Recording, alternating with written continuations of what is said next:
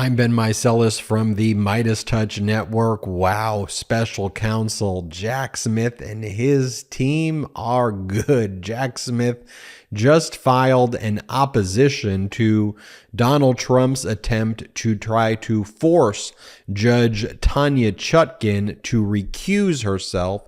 Judge Chutkan is the federal judge in Washington, D.C., presiding over the criminal case against Donald Trump for his attempt to overthrow the results of the 2020 election.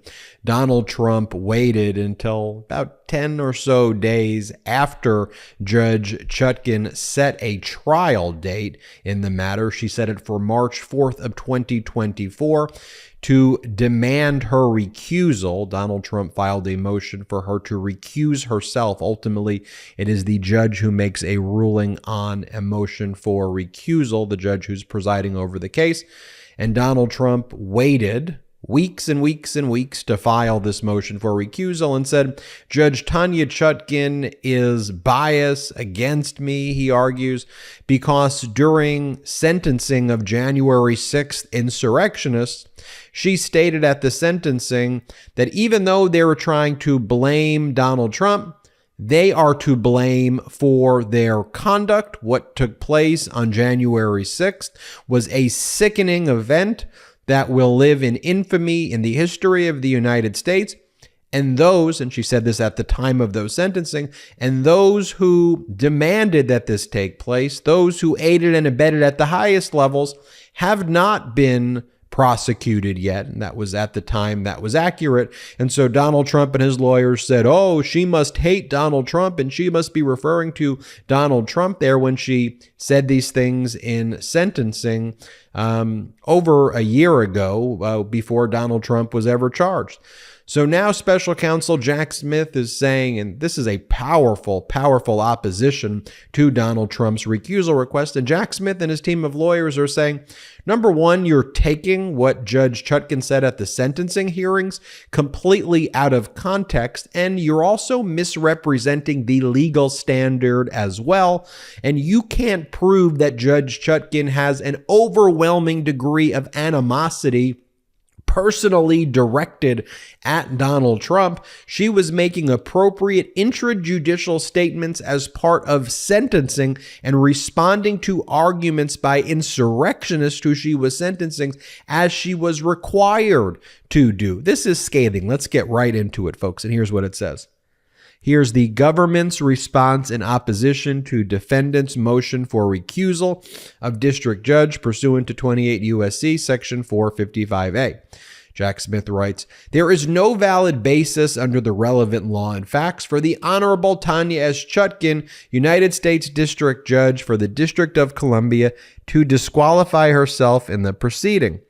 In service of his motion seeking the court's recusal, the defendant both takes out of context the court's words from prior judicial proceedings and misstates the proper legal standard that's governing judicial recusals.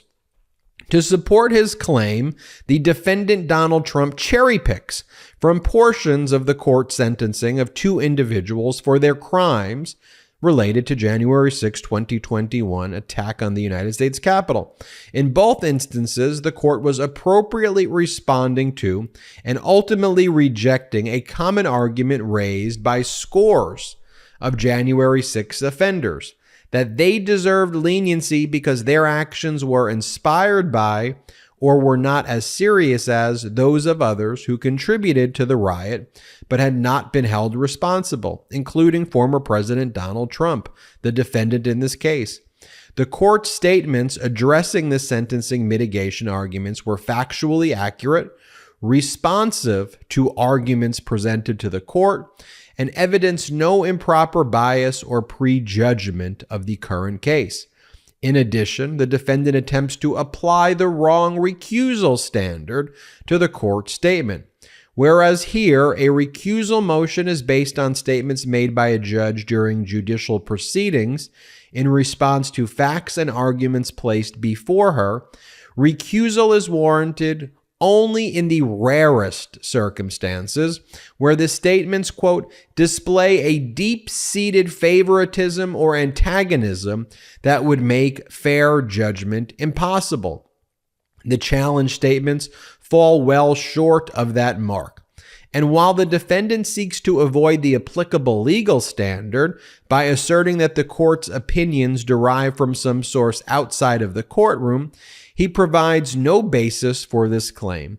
Because the defendant's motion fails to establish any bias by the court, much less the deep-seated antagonism required for recusal, the court has a duty to continue to oversee this proceeding. The defendant's motion should be denied. Have you heard of senescent cells, also known as zombie cells? These worn-out cells no longer serve a useful function in our health, wasting our energy and our nutritional resources. These zombie cells, they tend to accumulate in our bodies as we age, leading to the aches, slow workout recoveries, and sluggish mental and physical energy associated with that middle-aged feeling. Our sponsor, Neurohacker, packs 7 of the most science-backed senolytic ingredients into one formula called Qualia Senolytic, and you can take it just 2 days a month for fast and noticeable benefits for a much better aging process. Senolytic ingredients are science-backed to support our body's natural elimination of zombie cells. My productivity has doubled. I feel invigorated and enthusiastic again, with a daily drive and enthusiasm to get things done. Now, I love how easy it is to take. Having more physical and mental energy for my family and friends is such a win in how I show up for the ones that I love. The formula is non-GMO, vegan, gluten-free, and the ingredients are meant to complement one another, factoring in the combined effect of all ingredients together. It's also backed by a 100-day money-back guarantee, so you have almost 3 months to try Qualia Senolytic at no financial risk and decide for yourself. If you're in your late 20s or older, adding Qualia Senolytic to your diet can play a crucial role in combating negative aging symptoms. Go to neurohacker.com/MeidasTouch for up to 50% off Qualia Senolytic. And as a listener of the MeidasTouch podcast, use code MeidasTouch at checkout for an extra 15% off your first purchase. That's neurohacker.com/MeidasTouch to try Qualia Senolytic with code MeidasTouch and start aging on your terms. I really like the way Special Counsel Jack Smith says, not only should the court deny the recusal, the court has a duty to continue to oversee this proceeding. And Special Counsel Jack Smith points out, number one, Donald Trump's lawyers are misrepresenting yet again, Judge, proceedings before you. They previously misrepresented cases that were before you to try to claim that the case now before you should be tried in 2026 by misrepresenting the facts of those cases. And similarly, Donald Trump yet again is misrepresenting the statements that you made in these judicial proceedings in response, not because you just said them and blurted them out. It was in response to arguments being made by these insurrectionists, which you ultimately rejected and said they are to be held responsible for their own conduct, even if they are arguing that their conduct was inspired or caused by Donald Trump, or that the fact that Trump had yet to be prosecuted was a reason that they should get leniency. The judge rejected that and sentenced them and just addressed factually what they were saying. Also, Special Counsel Jack Smith points out that Donald Trump's also lying to you about the legal standard. There's intrajudicial statements and extrajudicial statements. And Donald Trump is claiming that these were extrajudicial statements, such that if an appearance of impropriety is created by extrajudicial statements, then recusal is required. But that's not what occurred here. What occurred here were intrajudicial statements that you made in court, Judge Chutkan, to these insurrectionists as part of sentencing. Therefore, as Special Counsel Jack Smith points out, the standard that Donald Trump has to prove is not, quote, the appearance of impropriety. It is whether or not you have shown deep-seated antagonism and bias towards Donald Trump. And that is simply not the case at all. And therefore, you are duty-bound to stay on the case. This is the winning argument. I'm very confident that Judge Chutkan is not going to recuse herself after reading this. and being informed of the applicable legal standard. And I can tell you, she's not going to be happy again that Donald Trump lied about the legal standard here. Here is further what Jack Smith says. Although the defendant tries to claim otherwise, the court statements about which he complains are just core intrajudicial statements. Statements that the court made while performing its official duties in direct response to arguments before it, and which were derived from knowledge and experience the court gained on the bench. As such, to mount a successful recusal claim based on those statements, the standard, as we mentioned, is deeply seated animosity toward him, and the defendant cannot meet the heavy burden here. Then Special Counsel Jack Smith says, let's talk about the context of the court's work in the aftermath of January 6th. This court, like all courts in the district, gained knowledge about the events of January 6th and insight about the persons charged based on its daily administration of those cases. For instance, the court learned that numerous individuals charged with January 6 crimes attempted to minimize their actions and spread blame to others, including to defendant Trump and to the mob that each rioter joined in the Capitol. Indeed, the court regularly heard variations of such arguments that Donald Trump is to blame. I like that Special Counsel Jack Smith is putting that in there.